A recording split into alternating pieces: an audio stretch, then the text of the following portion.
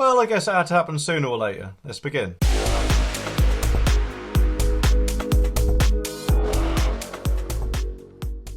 Now, I'm sure like many of you, during my teenage years, well, even now actually, Bottom with Rick Mayall and Ade Edmondson was a programme which me and my mates loved. And we also used to love watching the young ones as well, which they were also in. It was, brilliant slapstick comedy, which I'm sure was never designed to offend anyone. But unfortunately, that might be a little bit teeny tiny bit too much for the modern day woke snowflake generation to handle because, according to the Daily Star, has been slapped with all sorts of warnings, which will more than likely put quite a lot of people off watching a really good comedy slapstick sitcom. It just really annoys me with all these warnings that they seem to put on everything before we watch nowadays. As if we were once, horrible people or something like that. When in fact with this, and also quite a lot of other programmes, they often even took the mickey out of themselves and their stereotypes, for instance. Rick seemed to be the bit of the lefty swatty poet who obviously hated Thatcher. Neil appeared to be a bit of a hippie. Vivian, of course, was the 80s punk. And Mike was the slightly older one who I guess thought he was a bit cool. It just makes me wonder the process they used to decide what is serious enough to acquire a warning. Could it be anything like this? This episode of In the Night Garden is looking a bit dodgy. A character called Eagle Pig. Oh, he must be referring to his delicate students won't be able to handle that.